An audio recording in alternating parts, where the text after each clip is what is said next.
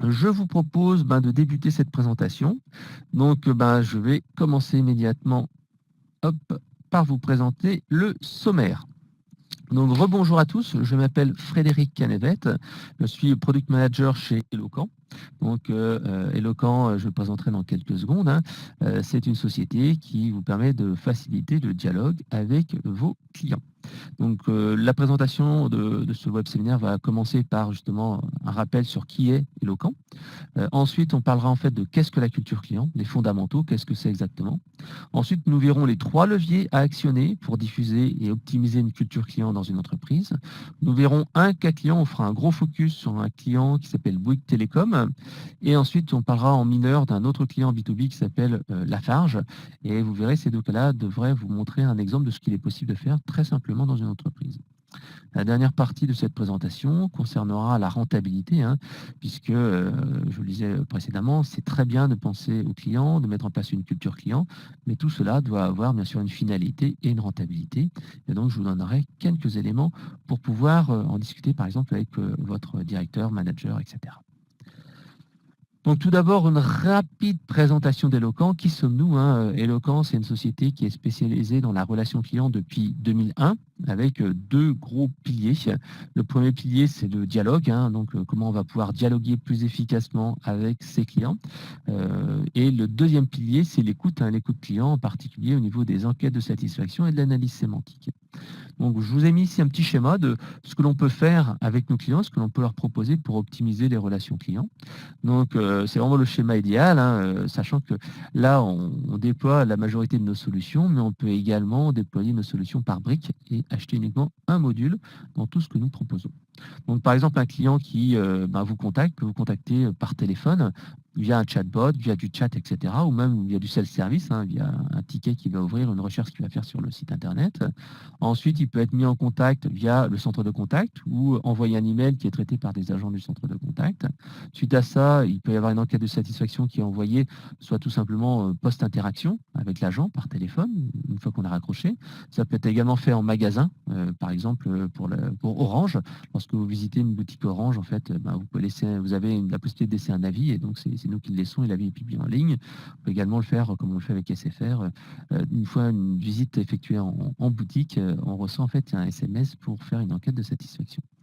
Donc après, les avis vont être publiés sur le site internet, et s'il y a beaucoup d'éléments à analyser, on fait donc une analyse sémantique qui peut se faire sur vos écrits, enquête, email, etc., etc., mais également sur le web, par exemple les avis qui sont crawlés sur Internet. Tout cela étant bien sûr lié avec votre système d'information, Microsoft Dynamics, Salesforce, des ERP classiques, mais également tout ce qui est parcours client. Voilà. Donc, ça, c'était la rapide présentation d'Eloquent. Donc, aujourd'hui, ce qu'on va faire, on va faire un focus sur un élément clé qui nous tient vraiment à cœur, c'est la culture client. Et je pense que c'est une question qu'il est important de se poser, c'est qu'est-ce que la culture client? Qu'est-ce qu'on a derrière ce terme-là? Alors, pour commencer, j'ai choisi une définition un petit peu académique. Donc, j'ai repris en fait la définition qui est faite par un chercheur grenoblois qui s'appelle Daniel Rey, qui est spécialisé dans tout ce qui est relation client et expérience client. Et il a défini la culture client de cette manière. C'est un ensemble d'attitudes et de comportements du collaborateur reflétant une réelle préoccupation d'assurer la satisfaction des clients de façon durable. Donc, tout simplement, c'est comment on va traiter le client. Alors, plutôt qu'une citation un petit peu théorique, je propose en fait de voir un petit peu en pratique. Comment on peut mesurer et analyser la culture client dans une entreprise? C'est très simple. Il suffit de regarder la manière dont les collaborateurs traitent les clients lorsqu'ils se sentent non observés et qu'ils discutent avec les clients.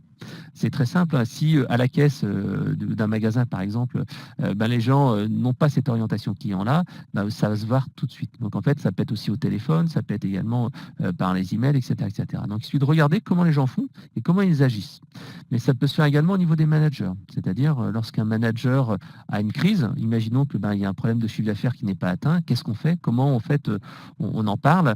Est-ce que c'est bon, de toute façon, il faut qu'on facture le client, il n'y a pas autre chose à faire. De toute façon, le client, on va lui faire une promo, etc., etc. Donc, c'est la manière dont on va considérer le client même quand il y a une petite crise. La manière aussi dont on considère le client, comme je disais au niveau des collaborateurs, c'est se dire, bah voilà, on est 5 minutes avant la fermeture du magasin.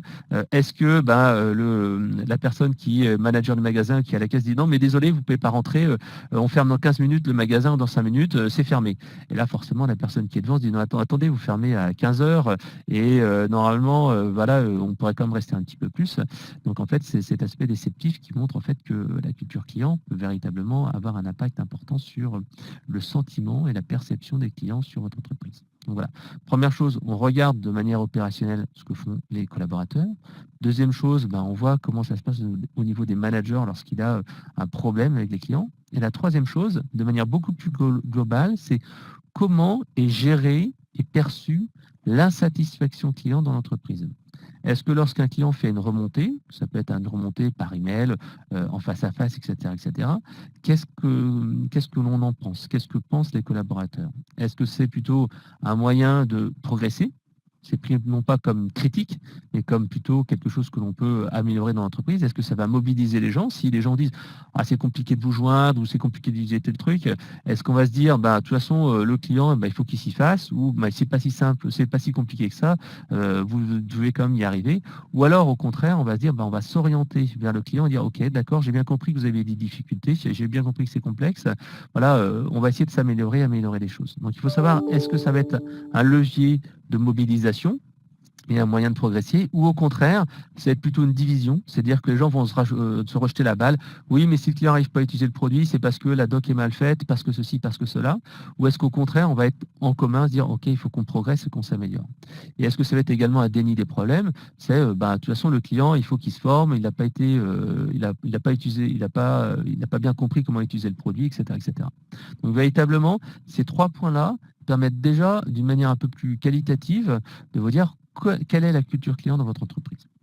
L'autre point qui est important de se dire, c'est que tout simplement, la culture client, c'est beaucoup de management, beaucoup d'humains, donc ça nécessitera énormément de communication. Et donc, c'est un des premiers points que l'on va voir ici, ensemble.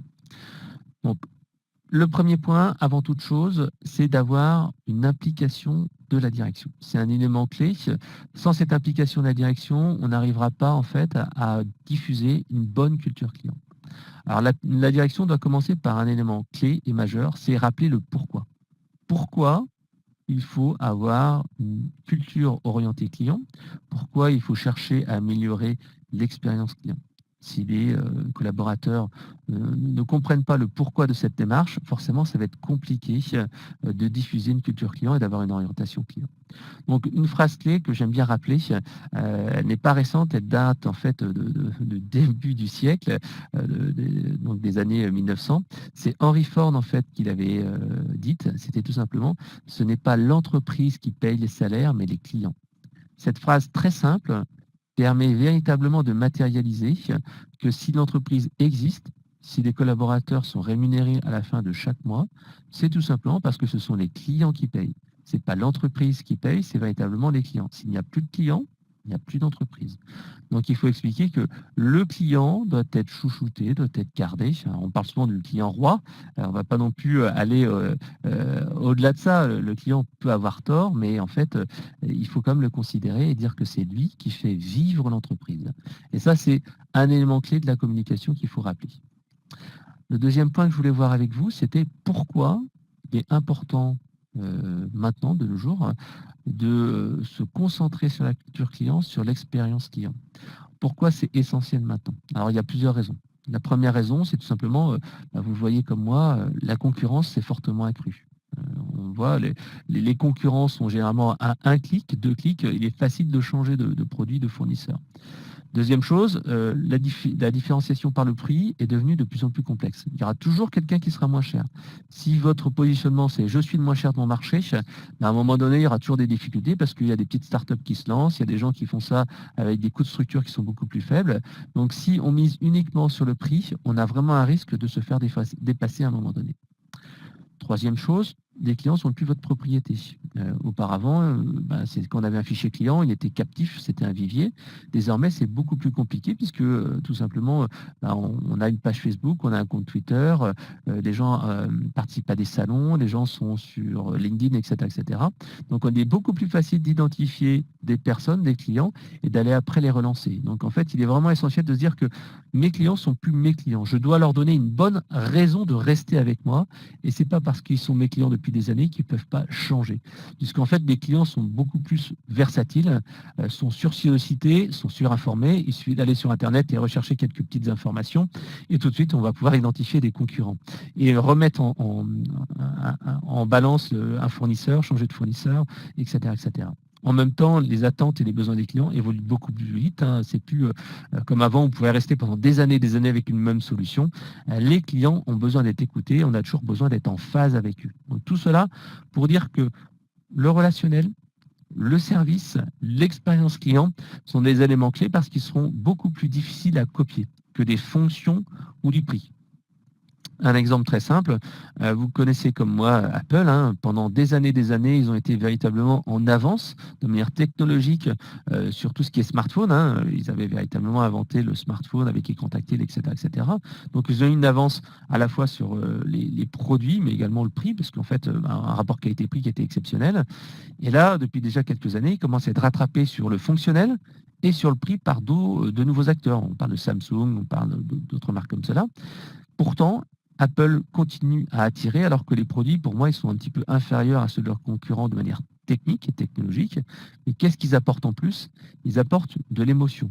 Ils apportent une expérience client qui est différente. Une expérience client dans le produit, une expérience client dans le magasin, une expérience client dans la relation avec la marque. Si vous avez eu un problème un jour avec un iPhone, vous savez ce que c'est. On va appeler le service client. Ensuite, ils viennent vous chercher le téléphone. Il faut une vérification ou vous allez en magasin et vous avez un échange, etc. Tout cela pour montrer que ce n'est pas uniquement du prix ou des choses ou du fonctionnel que l'on va mettre en rapport par rapport à Apple et ses concurrents, mais véritablement sur une expérience client.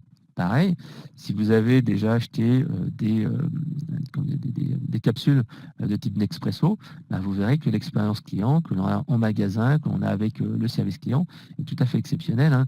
Ce n'est pas juste une entreprise où on achète des capsules, mais on achète vraiment toute l'expérience Nespresso. Voilà.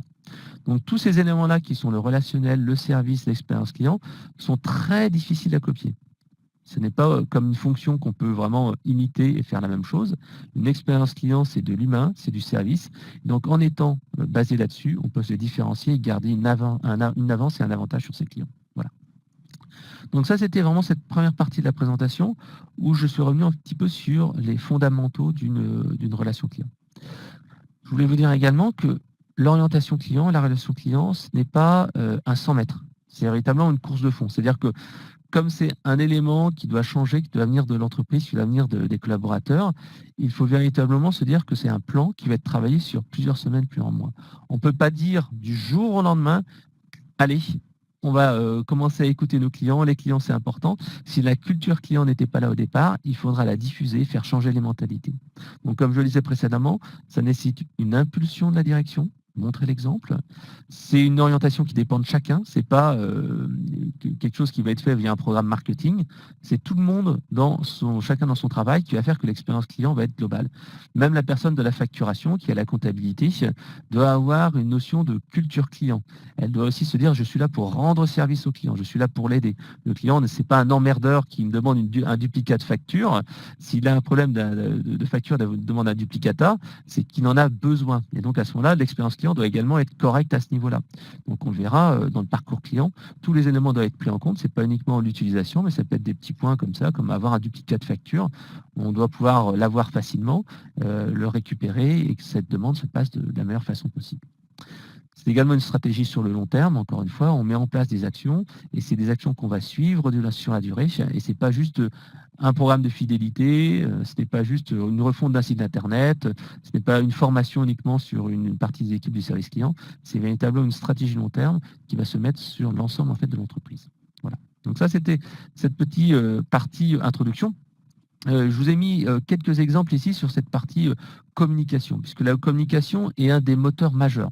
On l'a vu, c'est quelque chose d'humain, c'est quelque chose de relationnel, et donc il va falloir travailler sur la communication de manière globale, et l'impulsion de la direction se fait qu'il y a des discours et des actes. C'est pas juste dire voilà, le client est important pour nous, c'est essentiel. C'est pas uniquement en parler dans une newsletter, c'est véritablement le montrer en disant voilà, je suis allé voir un client, j'ai une remontée client, les clients m'ont parlé, etc., etc. C'est vraiment montrer que le client est important. C'est également montrer l'exemple. Montrer l'exemple en disant tiens voilà, il y a une bonne pratique qui s'est mise en place, ou alors moi aussi de mon côté, je sais pas, je fais de l'écoute téléphonique. Il y a certains comme ça dirigeants qui vont dans les plateaux d'appel et qui vont faire de la double écoute avec les conseillers et qui montrent ainsi l'exemple et qui disent voilà, nous, écouter le client au sens propre, aussi bien qu'au sens figuré, c'est essentiel.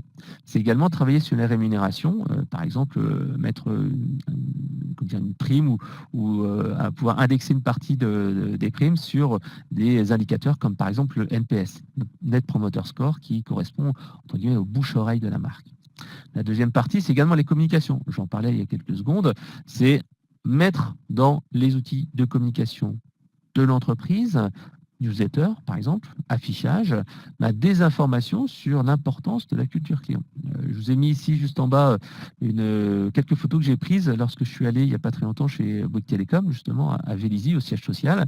Et si vous pouvez voir ici sur le bas, il y a des petites affichettes qui sont visibles. Et en fait, voilà, ça montre en fait ce qu'il faut faire et ce qu'il ne faut pas faire au niveau de la culture client et de l'expérience client de manière un petit peu humoristique. Donc, pour conclure avec un client, je dois soit valider que le produit correspond à ses demandes ou essayer de lui vendre coûte que coûte.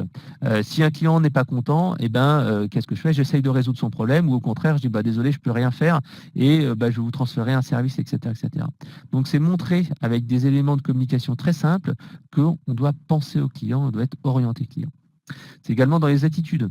Les attitudes, qu'est-ce que c'est? C'est certes, il y a des procédures qui sont mises en place, mais il faut savoir s'en écarter. Quand il y a du bon sens, l'entreprise et les collaborateurs doivent savoir que, certes, il y a des procédures, mais il faut plutôt en comprendre le sens plutôt que l'appliquer à la lettre.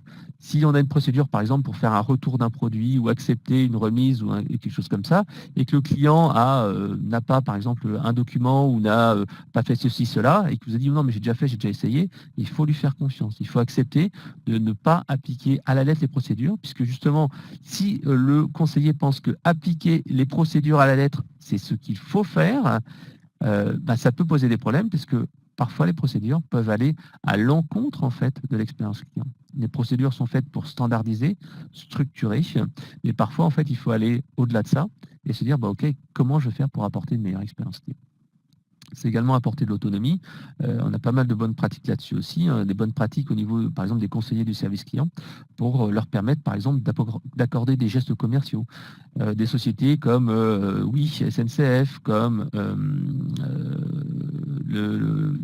certaines banques proposent en fait des petites cagnottes, en fait, des petits budgets, des petites bourses, en fait, que les conseillers peuvent accorder, distribuer selon des cas clients. Ils ont une large autonomie pour des montants relativement faibles pour pouvoir accorder des gestes commerciaux, des remises, etc. Et ça participe également à l'expérience client puisqu'on ne va pas se retrouver devant un mur en disant désolé, je ne peux rien faire, mais on peut dire oui, je peux vous aider, je peux vous accorder telle remise, qui permet de rendre en fait les collaborateurs véritablement acteurs et autonomes et pas se retrouver dans une entreprise kafkaïenne où on a des procédures, etc., qui vont nuire à l'expérience client. C'est également dans l'organisation qu'on peut faire des efforts, à la fois, par exemple, en considérant le client. Dans certaines entreprises comme Amazon, il y a une chaise vide qui est réservée aux clients et à chaque fois qu'on fait une réunion de lancement, qu'on lance un nouveau produit, on pense à ce client-là. On a aussi des directions d'expérience client qui permettent en fait de rassembler et de déciloter les services clients, services marketing, services études, pour donner une expérience complète. Donc voilà, c'est vraiment essentiel de se dire qu'il y a une communication qui est importante, mais également l'écoute. Puisqu'en fait, l'écoute va être le carburant qui va vous aider à améliorer l'expérience client. Tout simplement parce que l'écoute des clients et des collaborateurs va vous permettre en fait d'aller récupérer des idées qui viennent du terrain, des idées qui viennent de l'interne, qui vont vous permettre ensuite de diffuser des plans d'action et que vous allez après réutiliser dans des communications qui sont par exemple des emails internes, comme je le disais, des témoignages, des bonnes pratiques, etc., etc. Donc tout cela va venir alimenter ce programme d'amélioration de la culture client et d'expérience client. Donc ça se met de deux manières. Il y a d'un côté la partie ici client. Les clients, qu'est-ce qu'on va faire en fait? On va pouvoir mettre en place des dispositifs d'enquête de satisfaction à chaud, donc suite à une interaction, un appel au service client, une visite en magasin, une commande, une installation d'un produit, etc., etc. Ça peut se faire à tiède. À tiède, ça veut dire qu'on va laisser, après cette interaction, un peu plus de temps pour tout simplement que le client ait un bon retour. Un exemple, un client qui travaille dans le domaine en fait de la réparation auto met en place en fait une enquête de satisfaction quelques jours plus tard, après le passage en garage pour aller récupérer sa voiture, pour avoir un petit retour et pas uniquement tiens, j'ai pris ma voiture, elle fonctionne. Mais au bout de quelques jours, est-ce que je suis véritablement content? Ça peut être également fait à froid. Et à froid, tout simplement, c'est voilà, en dehors d'une relation classique, plutôt dans son utilisation quotidienne, plutôt du produit, qu'est-ce que pense le client de mon produit? Est-ce qu'il en est satisfait, pas satisfait, des choses qui ne vont pas? Est-ce qu'il a des remarques, des remontées, etc. On peut également travailler sur de l'analyse sémantique. L'analyse sémantique, on va écouter et analyser des gros volumes, ça peut être des enquêtes, des avis sur le web, etc., etc. Donc ça, c'est la partie client. Il y a également l'autre partie qui est la partie collaborateur. La partie collaborateur se fait également de la même manière, avec des enquêtes à chaud. Par exemple, on a un client qui travaille également dans le domaine bancaire. Et bien en fait, suite à une demande d'information sur un produit bancaire qui va proposer en fait à un client final, ils appellent en fait un service technique dédié. Il y a une enquête derrière qui est faite pour vérifier que l'expérience collaborateur était bonne. Est-ce qu'on lui a donné des bonnes informations? Est-ce qu'il est capable de bien vendre le produit? Ce qui permet après de se dire, voilà, je suis confiant dans la vente de ce produit-là, il y a des choses à améliorer en interne, etc., etc. La deuxième chose, et j'en parlerai juste après, c'est les enquêtes à froid. On va pouvoir mesurer le Customer Orientation Score, c'est-à-dire l'orientation client. On pourra mettre en place des baromètres, j'y reviendrai encore après. Donc, on peut également travailler sur de l'analyse sémantique, par exemple, sur de l'analyse des conversations, l'analyse du chat, mais également analyser le CRM. On l'a fait pour certains de nos clients. On est capable d'aller analyser les commentaires qui ont été mis par les collaborateurs dans le CRM et, par exemple, détecter des insultes ou des manières qui ne sont pas très correctes de parler à un client, parce que tout cela participe en fait à la culture client et à la considération du client. Donc voilà, ce que je voulais vous dire, c'est donc au départ, il y a de la communication. Ensuite, l'écoute client et collaborateur permettra d'alimenter tout ça. Mais au départ, on peut également faire un petit bilan, une petite photo, et on peut mesurer directement l'orientation client de son entreprise. En fait, on peut mener une petite enquête très simplement pour voir quel est en fait le niveau de l'entreprise. Il y a par exemple le COS, Customer Orientation Score, comme je vous le disais. C'est petit graphique, c'est un des graphiques qui sont délivrés par cette enquête, qui permettent d'avoir une répartition de l'orientation client des collaborateurs d'entreprise. Par exemple, ici, on voit qu'il y a 25% des collaborateurs qui ont une très forte orientation client. Il y en a 27% qui ont une forte orientation client et il y en a à peu près 23% qui ont une moyenne orientation client et on voit qu'il y a 3-4% qui n'ont pas du tout une orientation client. Ça, cette photo-là vous permet de vous dire, OK, où j'en suis également, actuellement dans mon entreprise, dans ma culture client et les efforts que je dois faire. Si on voit que, on va dire 80% des gens ont une bonne orientation client dans l'entreprise, déjà, ça vous donne une bonne vision de se dire, OK, voilà, les gens, ils ont un bon mindset, ils ont un bon état d'esprit, on va pouvoir aller plus loin. Si au contraire, vous êtes déjà sur des personnes qui sont allées à 60% qui n'ont pas une orientation client, il y aura un gros travail à faire de communication, d'évangélisation. Donc tout ça, ça va vous permettre de pouvoir savoir exactement où vous en êtes. Et ça, en fait, nous, on le met en place chez nos clients, soit à travers cette étude spécifique, le COS, soit tout simplement via une solution, une enquête en fait qu'on va mettre en place sur vos clients, que vous pourrez utiliser via notre outil à nous, en solo, si vous avez des compétences, si vous êtes des chargés d'études. Mais également, on peut le faire pour vous, en vous accompagnant, puisqu'en fait, on a un cabinet d'études internalisé qui peut vous aider à mettre en place ces enquêtes qui permettront de mesurer l'orientation client de l'entreprise. Donc là, on a fait la partie un petit peu introduction. La culture client, qu'est-ce que c'est? Qu'est-ce que ça peut apporter? On va passer maintenant au levier numéro 1. Le levier numéro 1, c'est l'écoute des clients. Parce que tout simplement, la culture client, c'est le client qui le juge. C'est le client qui va vous dire si vous êtes orienté vers lui ou pas. Ce n'est pas vous qui pouvez vous dire, tiens, voilà, je suis très orienté client ou pas. C'est le client qui va vous juger. Donc l'objectif, tout simplement, c'est de se mettre à la place du client. Et tout simplement, se mettre à la place du client, c'est pouvoir analyser à très court terme quel est son regard et son sentiment sur une prestation ou sur un produit qu'il a acheté. Et pour pouvoir corriger cette insatisfaction. À moyen et long terme, c'est d'identifier les points noirs et les points d'enchantement dans le parcours client pour avoir un dispositif d'amélioration continue. La troisième chose, c'est définir des indicateurs qui sont suivis par tous et qui vous permettront en fait de savoir où vous en êtes et où vous devez aller et comment vous avez progressé. Le but, c'est d'améliorer l'expérience des clients et l'expérience client sur les produits. Je vous ai mis ici quelques exemples de dispositifs d'écoute client que l'on met en place chez nos clients. Alors, je partirais pour, peut-être pas un fondamental, parce qu'en fait, c'est quelque chose qui est souvent pratiqué dans les entreprises, mais généralement, quand nos clients viennent nous voir, ils ont déjà en fait un dispositif minimum qui est souvent l'enquête à froid, qui est en fait un baromètre qui est envoyé, on va dire, une fois par an aux collaborateurs. Donc en fait, c'est souvent ce qui existe comme dispositif. C'est un petit peu le dispositif minimum. On va écouter les clients et en fait, on va tout simplement savoir ce qu'ils en pensent. Généralement, on fait ensuite évoluer ce dispositif avec des lots qu'on va faire. On va étudier, par exemple, tous les trimestres, un quart de la base et on va pouvoir comme ça avoir une analyse à froid, mais qui va être menée en fait en continu tout le long de l'entreprise, tout le long de l'année et pas juste une fois par an, parce qu'autrement, on aura juste une photo de l'expérience client à un moment donné et on n'aura pas une vision sur l'évolution au niveau du temps. Donc souvent, ce qu'on propose, c'est travailler par lot et travailler sur, par exemple, 25% de la base et lancer cette enquête à froid sur une partie de la base. L'évolution souvent qu'on apporte après, donc ce premier dispositif, c'est tout simplement passer sur un dispositif d'enquête à chaud pour tout simplement analyser post-interaction le sentiment du client et corriger l'insatisfaction.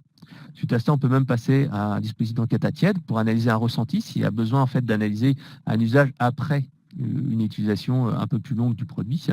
Et également, sûrement chez nos clients, on travaille aussi sur tout ce qui est prospect non transformé, c'est-à-dire que voilà, les clients qui n'ont pas commandé chez vous, pourquoi, quel est le sentiment. On peut également travailler sur le web en analysant par exemple des éléments du parcours web, parcours commande, parcours intranet, etc., pour savoir ce qui va ou ce qui ne va pas pour améliorer l'expérience client. Chez nos clients également, si généralement on a des volumes supérieurs à 500 verbatim, c'est-à-dire 500 commentaires pour les enquêtes de satisfaction, on travaille sur de l'analyse sémantique des écrits, c'est-à-dire qu'on va analyser par exemple des emails, des enquêtes de satisfaction, des avis sur le web, et tout simplement on va pouvoir en déterminer des grandes tendances qui vous permettront de voir qu'est-ce qu'il faut améliorer en priorité. Et ça, j'y reviendrai juste après. On travaille également au niveau du centre d'appel, puisqu'en fait, on a la possibilité de prendre l'ensemble des enregistrements téléphoniques de votre centre d'appel, de pouvoir les passer à analyse sémantique et justement identifier de la même manière que l'on ferait avec un écrit, les éléments d'enchantement, les éléments d'insatisfaction, ce qu'il faut améliorer, les chantiers prioritaires, etc., etc. En complément, là, en fait, ce ne sera pas vraiment géré dans nos outils à nous, mais nos clients mettent en place souvent des systèmes de clients mystères, c'est-à-dire visite en fait du point de vente ou passage de commande, comme si l'on était en fait un client, et en fait pouvoir identifier les différents points noirs ou les points d'enchantement en tant que client. On peut même aller plus loin, travailler sur, par exemple, des clubs d'utilisateurs, comme nous, on va le faire, par exemple, en janvier prochain. On vous donnera rendez-vous pour un club utilisateur où on va pouvoir échanger avec vous. Ça, c'était la partie, en fait, dispositif d'écoute client. Le deuxième levier qu'on met en place chez nos clients, c'est tout simplement écouter les collaborateurs, tout simplement pour les rendre acteurs de l'expérience client. Ils nous demandent vraiment qu'ils soient moteurs pour améliorer l'expérience client. Tout simplement pour leur dire, OK, est-ce qu'ils sont un focus court terme ou plutôt ils ont un focus client qui est souvent orienté sur le long terme. Donc l'objectif, comme je le disais, c'est les rendre acteurs de l'expérience client. À court terme, c'est montrer que le sujet est une véritable réalité et que leur avis compte. C'est pas juste une énième lubie de la direction, c'est pas juste en fait encore un espèce d'esbrouf de la communication, mais vraiment qu'on va essayer d'améliorer l'expérience client et faire en sorte que le client soit écouté et qu'il soit vraiment au cœur de la stratégie de l'entreprise. Donc leur avis compte, c'est également les écouter. C'est pas juste dire bah voilà ce qu'on a décidé, voilà ce que vous allez faire. C'est-à-dire voilà, on vous écoute, vous avez des idées, vous êtes en contact avec le client, vous êtes là directement en prise directe avec le client. C'est sans doute vous qui avez la meilleure vision de ce qu'il faut faire pour le client et ce qu'il faudrait faire. Ensuite, c'est également exploiter les comportements positifs et négatifs. C'est travailler sur tout ce qui est analyse des comportements et des actions des collaborateurs avec le système entre guillemets carotte et bâton, c'est-à-dire que s'il y a des choses qui sont très bien faites par les personnes, il faut les récompenser, il faut les mettre en avant, il faut les valoriser, puisque comme ça en fait ça va faire un effet moteur. Et au contraire, lorsqu'il y a des choses qui ne sont pas bien faites, il faut les indiquer, il faut dire non, il ne faut plus continuer comme ça, il faut travailler d'une nouvelle manière. Donc cet aspect communication, en déterminant les éléments positifs et négatifs, sont essentiels. Suite à ça, on va pouvoir identifier des quick wins, c'est-à-dire des éléments qu'on va pouvoir modifier très rapidement et très simplement, et travailler après sur des éléments qui sont plus de fond. Les quick wins permettent de montrer immédiatement quelque chose qui a été fait. Par exemple, quelque chose de très simple, si vous avez un accueil dans l'entreprise, parfois on peut dire, bon, voilà, les clients ou les prospects qui viennent nous voir sont sur un petit siège et puis ils attendent, ils s'ennuient. C'est peut-être juste mettre une machine à café à l'entrée et se dire, bah voilà, le client va pouvoir avoir une bonne machine à café et prendre un petit café en nous attendant pour que son attente soit agréable. Donc en fait, c'est peut-être aménager un petit espace à l'entrée du siège social ou des choses comme ça. Donc des petits trucs simples de communication, mais qui montrent qu'on a une nouvelle orientation et qu'on a vraiment une pensée vers le client. Et le travail de fond, par contre, va se faire peut-être sur de la formation, sur l'évolution des processus, du système d'information, etc. Et à moyen terme, on va plutôt travailler sur les dissonances entre ce que pensent les clients, les collaborateurs et les managers, ce qu'on appellera la symétrie des attentions et que je vais détailler un petit peu plus loin. Donc voilà, je vous ai mis un petit peu quelques exemples aussi de ce que l'on rencontre chez nos clients et comment en fait on va pouvoir travailler. Donc comme je le disais, souvent en fait dans les entreprises, il y a quelque chose qui existe déjà, un fondamental, qui est l'enquête globale, souvent qui est faite de manière annuelle sur les collaborateurs, qui va permettre de mesurer la culture client et l'engagement des collaborateurs. Donc cette enquête permet de mesurer une vingtaine d'indicateurs. Chez certains de nos clients, par exemple, on a un client qui est le Crédit Agricole, qui mène ce genre d'enquête et qui mesure en fait l'orientation client et qui permet de mesurer les orientations clients et les avis des collaborateurs et l'orientation client. Une fois par an, ils mesurent comme ça une dizaine de questions qui sont importantes pour mesurer cette orientation client. On travaille également sur le INPS. Qu'est-ce que c'est le INPS? C'est l'employé NPS, c'est-à-dire la recommandation des collaborateurs vis-à-vis de l'entreprise. Est-ce que vous recommanderiez à vos contacts et vos amis d'acheter les produits ou de faire partie de la société? Voilà. Donc en fait, ça c'est le pendant du NPS qui est orienté client, qui est la recommandation, le bouche-oreille des utilisateurs de vos produits et services par rapport à leurs contacts.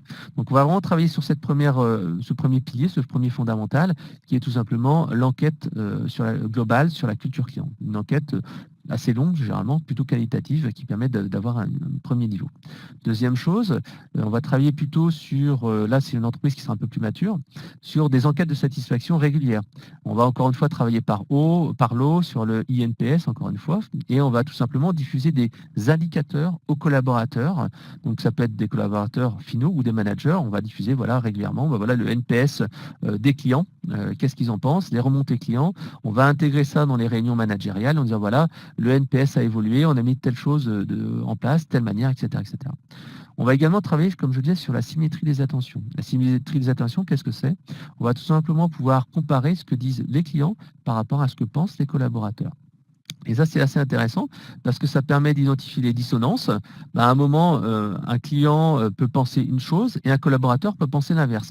Par exemple, un collaborateur peut se dire oui, j'ai suivi la procédure pour dépanner le client, mais le client en face dire non, mais c'est pas possible, ils m'ont fait faire 50 manipulations alors que je leur ai bien dit que c'était pas ça mon problème, etc., etc.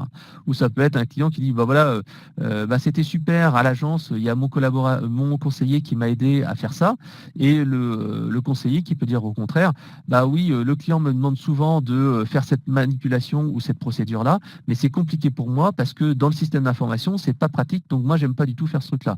Et pourtant, ça peut apporter une très forte satisfaction du côté de l'utilisateur. Et donc, on va essayer d'identifier justement les dissonances, côté client, côté collaborateur, les points d'accord, ou là où on est d'accord, et les incompréhensions et les priorités à utiliser. Par exemple, ici, je vous ai mis un petit graphique illustratif. Le client peut très bien penser que le rapport qui a été pris n'est pas génial, et pourtant, l'entreprise peut dire, mais oui, mais nous, on est très très bon. Au contraire, ou même dans le même ordre, le client peut dire, ouais, la doc est super bien faite, et l'entreprise peut dire, bah non, la doc n'est pas très bien faite. Donc, on va pouvoir mesurer ces dissonances, et c'est intéressant de savoir où on en est exactement. Donc en complément, là encore une fois, ce sera en dehors de nos outils à nous, mais on peut mettre en place des petits déjeuners avec des collaborateurs pour essayer d'avoir leur remontée, mettre en place un système de boîte à idées pour les faire participer. Souvent, en fait, lorsqu'on arrive dans une entreprise aussi, on voit en fait qu'il y a un problème sur la définition des priorités. Il n'y a pas très longtemps, justement, on discutait avec une entreprise qui est dans le domaine de l'industrie, qui me disait, voilà, on a commencé à mettre en place un programme d'expérience client, de culture client. Notre problématique actuelle, c'est de savoir qu'est-ce qu'on doit faire en priorité. Et c'est vrai que c'est un challenge, puisque souvent, on va récupérer des verbatims, on va récupérer des remontées à la fois des collaborateurs, on va récupérer des remontées des clients, et on se dit, mais qu'est-ce que je dois faire en priorité ? Et c'est pour cela en fait que nous, on propose en fait un outil d'analyse sémantique qui va vous permettre en fait d'aller récupérer directement donc les remontées des enquêtes de satisfaction, par exemple, des verbatims sur le web, etc., etc., etc., et de pouvoir les diviser en fait en différents éléments du parcours. Par exemple, ça peut être l'acquisition, ça peut être la transformation, l'utilisation du produit ou la fidélisation. Et on va pouvoir identifier justement quels sont les chantiers prioritaires, quels sont les chantiers à éviter, quels sont les signaux faibles et quelles sont en fait les bonnes pratiques à diffuser. Je vous donne quelques exemples. On avait par exemple un client qui travaillait dans le domaine des assurances et pour qui, en fait, pour eux, la montée en compétence des collaborateurs, tout ce qui était formation, posture, etc., était essentiel parce que pour eux, ça faisait partie vraiment du cœur de leur métier d'être orienté client. Donc, ils disaient, voilà, on investit beaucoup sur la formation, la posture, etc., etc. Et en faisant, en fait, cette enquête sur l'analyse sémantique sur les remontées des clients, on s'est rendu compte, en fait, que les clients étaient très, très contents justement de cette posture-là, qui n'est pas du tout de l'insatisfaction, et que pourtant l'entreprise continuait toujours à investir là-dessus. Il y avait une très grande satisfaction, il y avait une très grande des sentiments positifs. Et malgré tout, l'entreprise continuait à investir beaucoup d'argent là-dedans. Donc on leur a dit, mais non, c'est plus un chantier prioritaire pour vous. Par contre, vous voyez, il y a un truc qui est vraiment très négatif au niveau de l'attente. Il y a vraiment un sentiment qui est très négatif. C'est relativement pas tout le monde, mais les gens qui ont ce sentiment-là sont vraiment très mécontents. Donc travaillez plutôt sur l'attente, la file d'attente, la joignabilité de votre service client, la mise en place par exemple d'un service client multicanal, chat, etc., etc. Ça sera beaucoup plus efficace que travailler sur la posture des collaborateurs où il n'y a pas lieu d'y être. On peut également travailler sur des signaux faibles. Il n'y a pas très longtemps, on était avec une entreprise qui est dans le transport logistique et donc on a fait une analyse aussi de ce genre de remontée-là. Et donc ils nous ont dit, voilà, qu'est-ce que vous en avez tiré ? On a tiré comme ça des signaux faibles et on voyait qu'il y avait des clients qui étaient très peu nombreux mais extrêmement contents, tout simplement du fait que le livreur ait porté en fait le colis et aidé le client à porter le colis qui était très lourd jusqu'en haut de l'appartement alors que normalement il n'était pas censé le faire. Donc l'entreprise s'est rendu compte de ça en disant, ah ouais tiens, c'est vrai qu'on n'avait jamais pensé à ça. Et là en fait ils sont en train même de proposer un service spécifique de montée de colis à l'étage pour générer plus de business et à la fois apporter une satisfaction client supplémentaire. Donc voilà, cet outil-là vous permet de choisir un petit peu vos priorités, savoir où vous devez aller de manière particulière. Le troisième point et le troisième levier, c'est tout simplement matérialiser l'orientation client au quotidien. Je le disais précédemment, c'est un travail de fond. Donc un travail de fond, en fait, ça nécessite que les clients le voient tous les jours. C'est-à-dire que c'est pas juste comme beaucoup de clients qui viennent nous voir, qui nous disent voilà, j'ai mis en place un dispositif d'écoute et puis une fois par an, lors de la réunion annuelle des salariés, on fait un récap et puis lors de la réunion des managers chaque mois, on va mettre un petit score NPS et puis on va mettre quelques verbatims. Ok, c'est bien ça, mais ça ne suffit pas à diffuser véritablement la culture client dans l'entreprise.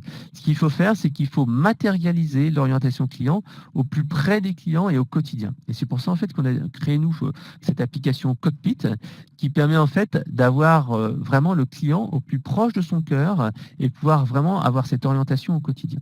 On l'a conçu comme un Nike Plus, c'est-à-dire une application qui va vous permettre d'être plus performant, comme si vous étiez en train de faire de la course. qui vous permet d'avoir un entraînement au quotidien et mesurer vos performances, savoir où vous en êtes sur la satisfaction client.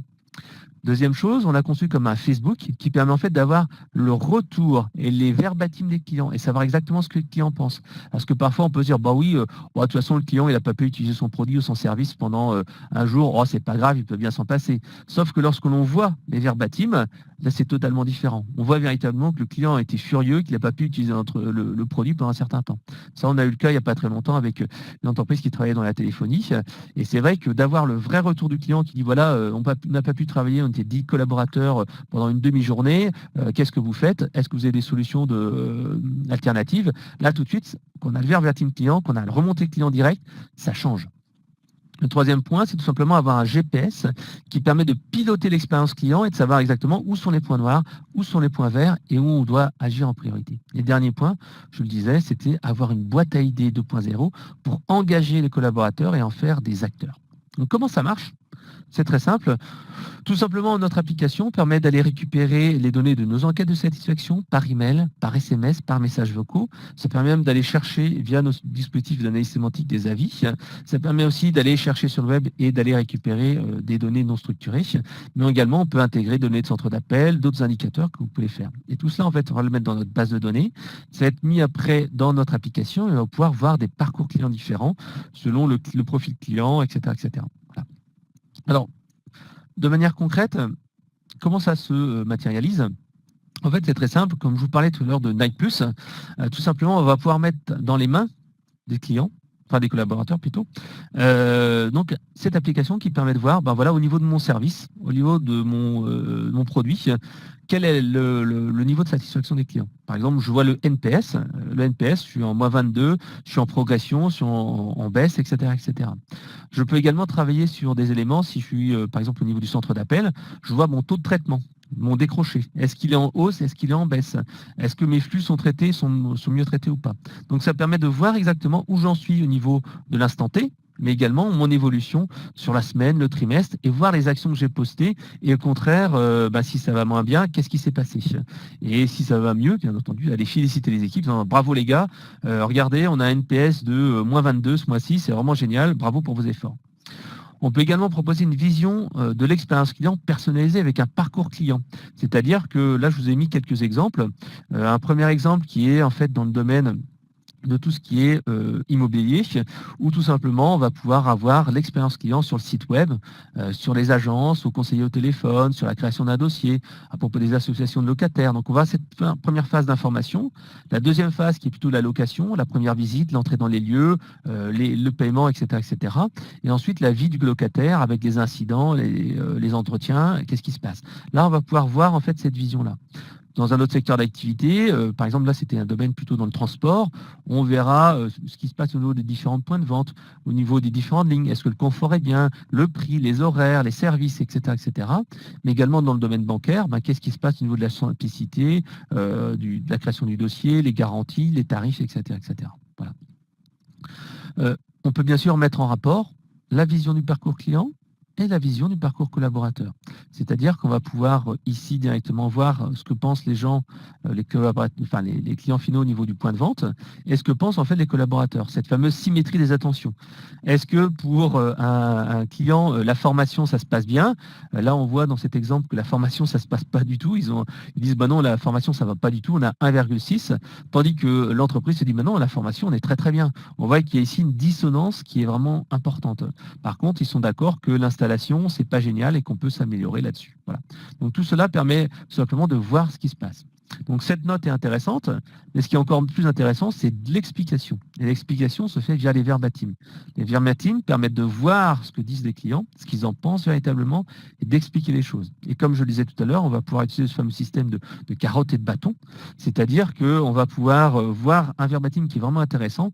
Ici, par exemple, une bonne pratique, ici qui a été faite, on va pouvoir l'envoyer par email en disant bravo, les gars, vous avez bien joué sur ce client-là, il est super content, toutes mes félicitations.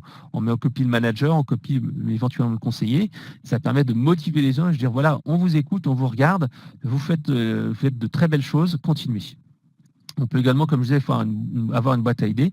Et là, directement depuis l'application, en un clic, le client ou le collaborateur va pouvoir envoyer une remontée et on va pouvoir comme ça les utiliser comme outil d'amélioration continue. Un de nos clients, par exemple, utilise l'application Cockpit comme ça pour choisir une fois par mois, lors de la réunion marketing et commercial, ils disent, bah voilà, on a ici le top 10 de vos remontées, voilà ce qu'on a choisi comme élément à traiter aujourd'hui et voilà ce qu'on a prévu comme plan d'action. C'est vraiment un outil qui permet comme ça d'avoir une bonne émulation et travailler dans un programme d'amélioration continue.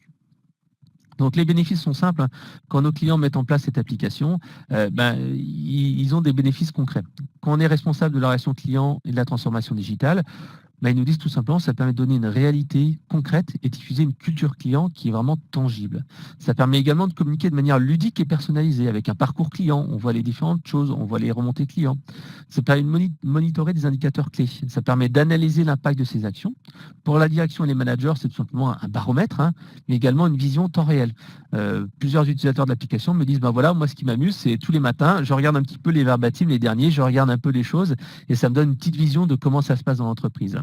Ça permet d'avoir donc aussi cette prise directe avec le terrain parce que souvent on se rend compte que des gens qui sont dans la direction, dans les managers, souvent il y a différents niveaux, de différentes strates qui font que la communication est un petit peu aseptisée quand ça arrive à la direction. Pour le marketing et la direction commerciale, c'est également avoir de la réactivité sur les avis des clients suite à un lancement de produits, des clients fans et des services fans et tout ce qui, au contraire, engendre la satisfaction. Je voulais également vous présenter un petit cas pratique avec Bouygues Télécom Entreprises. Donc, ce cas-là, en fait, il a été mené sur, grosso modo, 3 ans. Ça a été mené vraiment en 3 grandes étapes.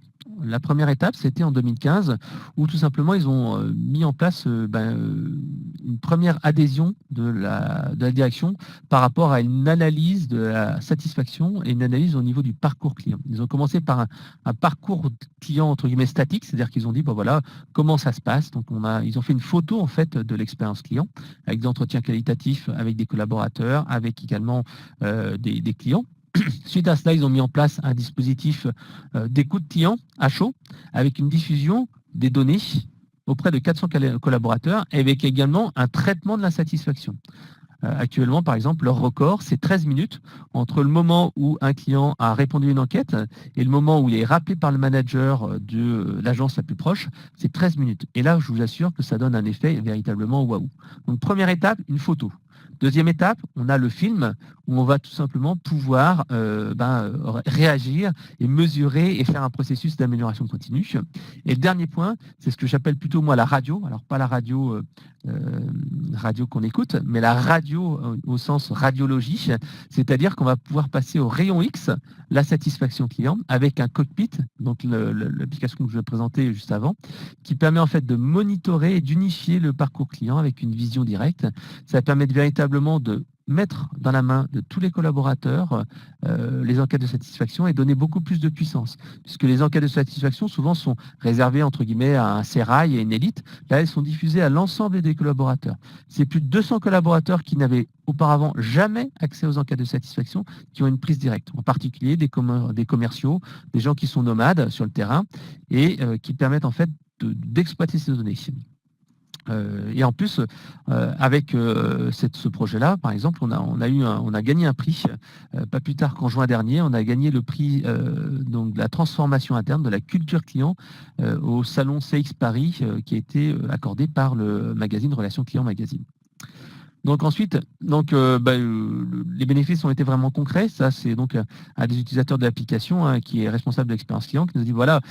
L'application nous a permis d'avoir un accompagnement au quotidien, enfin de prouver que l'accompagnement au quotidien est une réalité, pas juste un concept.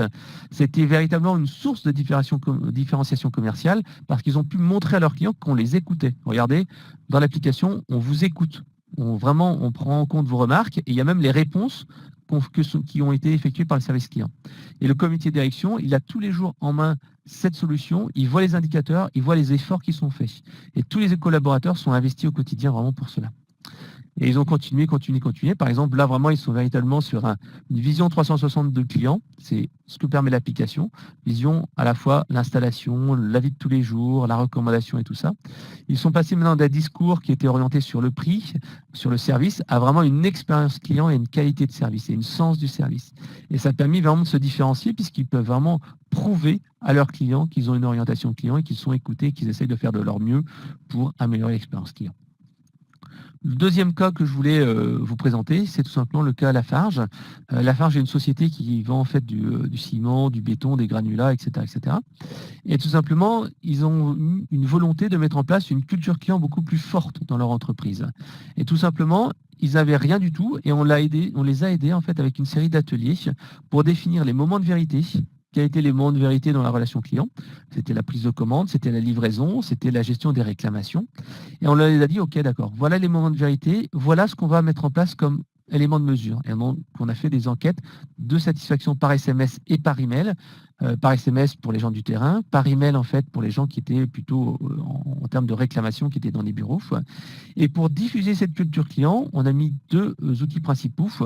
Le premier qui est l'application Cockpit, qui a été diffusée à l'ensemble des managers concernés, qui leur permet d'avoir une liaison directe. Et deuxième point, c'est tout simplement diffuser des indicateurs lors des réunions commerciales, réunions de la direction, pour dire, regardez, voilà ce qu'on fait, voilà ce qu'on a remonté, voilà le procédure d'amélioration continue. Et bien entendu, juste derrière, il y a un feedback direct qui est fait. Quand il y a une insatisfaction, il y a un rappel qui est fait par le manager. Et donc, à ce moment-là, on essaie de corriger cette insatisfaction. Et au contraire, quand ça se passe très bien, il y a une félicitation des équipes, nous disant bravo à toute l'équipe, c'est génial, vous avez réussi à faire ceci, cela. Donc à la fois cet aspect carotte-bâton, comme je vous parlais tout à l'heure. Et bien entendu, tout cela va mener à une amélioration continue, à des plans d'amélioration. J'ai quasiment fini cette présentation. Je voulais juste vous parler en fait de tout ce qui était rentabilité de la culture client. Donc la culture client permet d'avoir en fait tout simplement un cercle vertueux. Tout simplement, si l'on cherche en fait à améliorer la satisfaction, on va en fait tout simplement l'autonomie. Donc en fait, les salariés vont chercher à satisfaire le client. Ils vont avoir plus d'autonomie, donc plus de réactivité. Ils vont être créateurs d'émotions. Ils vont être force de proposition, ce qui va permettre en fait de faire ce que j'appelle un velcro, un effet d'entraînement, puisque des salariés satisfaits vont faire des clients satisfaits. Et un client satisfait va pouvoir généralement avoir un panier moyen supérieur parce qu'il va vous faire confiance. Il va faire du bouche-oreille positif, des avis, par exemple de la recommandation. Il va pouvoir donc diffuser des avis positifs sur le site internet, les avis. Il va avoir publier les témoignages, vidéos, etc.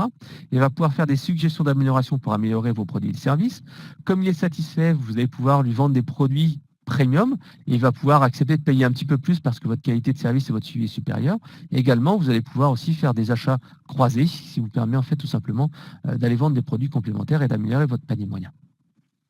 Également, au niveau de la rentabilité, je vous ai mis ici quelques chiffres qui vous montrent en fait, c'est une étude en fait qui a été faite par Forrester Research, qui montre en fait que les entreprises qui ont une position de leader en termes d'expérience client ont à la fois une croissance de leur cours de bourse plus important, mais également une rentabilité beaucoup plus importante.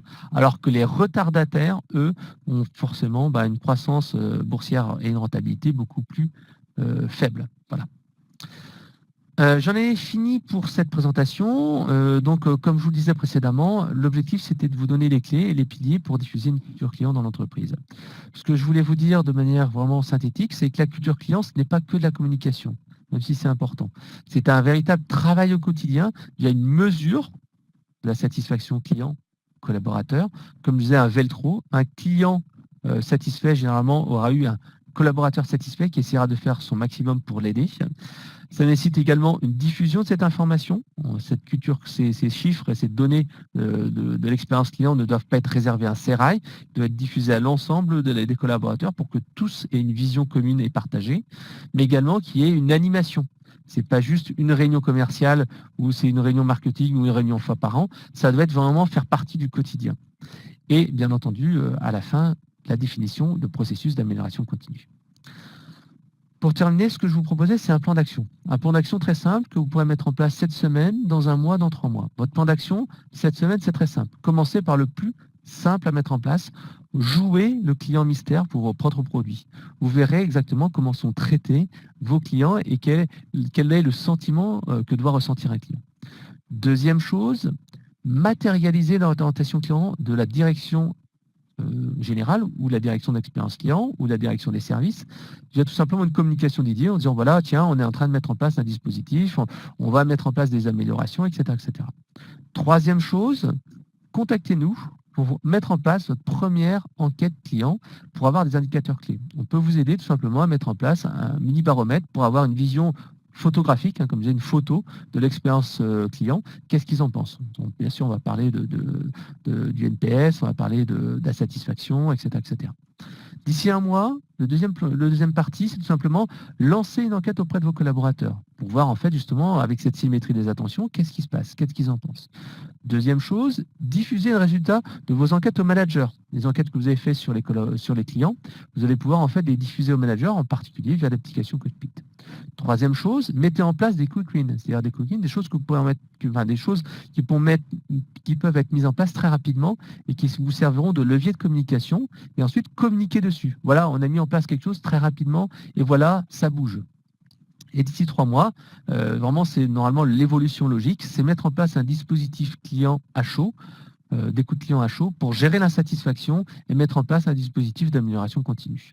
Et le dernier point, après, bien entendu, une fois que vous avez fait cela, c'est définir une roadmap avec vos actions prioritaires auprès à la fois des collaborateurs mais des clients. Voilà. Donc un plan d'action vraiment très simple à mettre en place. Si vous souhaitez en savoir plus, nous sommes bien sûr à votre disposition. Vous pouvez me contacter, donc frédéric.canevet@eloquent.com ou marketing@eloquent.com et nous ferons un plaisir de faire ensemble un mini-audit. Grosso modo, c'est un audit qui dure à peu près une trentaine de minutes. On vous écoute pendant 10 à 15 minutes, vous expliquez votre situation, où vous en êtes, votre problématique, vos besoins. Et suite à cela, après, on voit ensemble ce que l'on peut faire pour vous aider à diffuser une meilleure culture client ou à optimiser l'expérience client. Si vous souhaitez également en savoir plus, n'hésitez pas à télécharger notre livre blanc qui s'appelle en fait « Prenez les commandes de votre relation client » qui vous explique justement comment on va pouvoir piloter l'expérience client et améliorer l'expérience client et la culture client au quotidien. Donc c'est bit.ly/pilote éloquent. Je vous remercie de votre attention. On va pouvoir passer à la session de questions-réponses. Alors, je pense qu'il y a eu quelques questions qui sont apparues lors du chat. Je vais essayer d'en reprendre quelques-unes.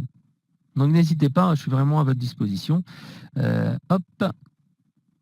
Donc, quels sont les critères clés de ce COS? En fait, le COS, c'est toute une série de questions qui sont posées. En fait, c'est par exemple, si un client vous demande ceci, qu'est-ce que vous faites? En fait, c'est vraiment toute une grille que doivent passer les collaborateurs et on prend en compte, bien sûr, leurs réponses, mais également le temps qu'ils ont mis à répondre à un certain nombre de questions. C'est une enquête vraiment complète, 360, qui permet d'analyser cette orientation et cette culture client. C'est une étude qui a été mise en place par Daniel Ray, donc le chercheur dont vous avez parlé en introduction, qui est chercheur à Grenoble École de Management et qui a écrit plusieurs livres justement sur la satisfaction, la relation client.